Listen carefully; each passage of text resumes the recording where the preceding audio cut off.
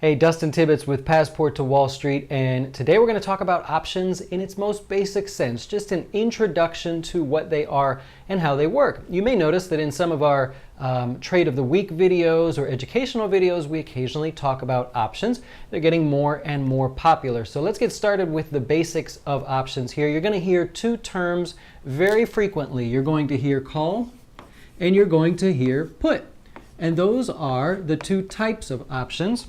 Now you could do a whole bunch of stuff with just these two positions or these two types of options.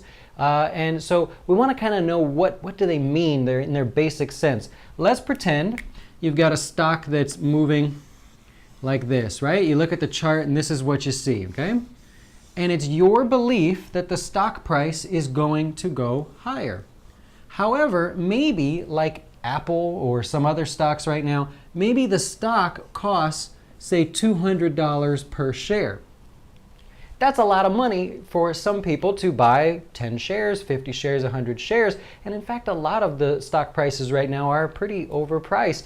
And so you might say, well, I do believe the stock price is going higher, but I do not have $200 per share to make it worth my while. Or maybe you only think the stock is going to go from $200 to $202. Well, it doesn't make much sense to put up $200 per share only to get a return of what you think will be $2, and that's where the call comes in. By buying a call, as a call buyer, you get to participate in the move higher that you believe is going to happen, but you do not have to put up the $200 per share. You might put up, say, $1.25 per share. Now here's the deal.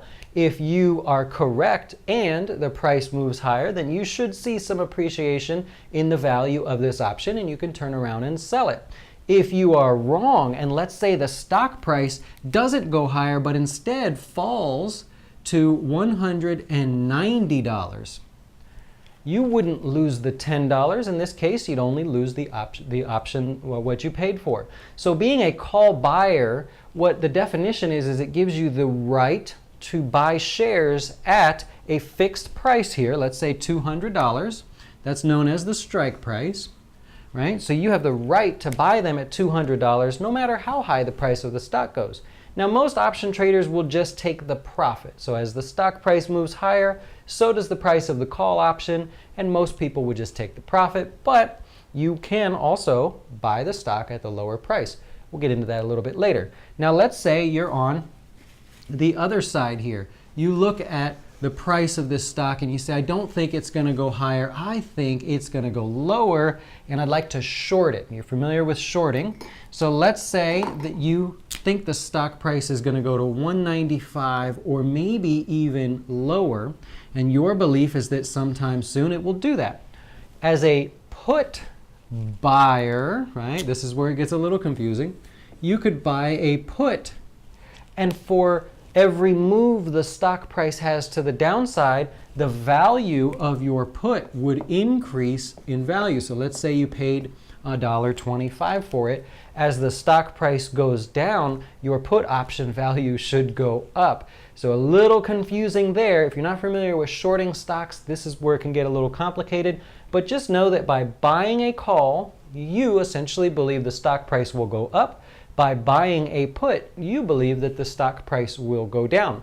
You can also be the seller of either option, which maybe we'll get to in a different video, but for the most part, that is the basics of options, where you're using less capital for the same decision or assumption, I should say, that you might have when it comes to a stock price.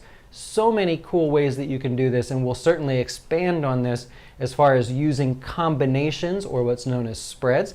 We'll touch on that in another video. I hope you enjoy.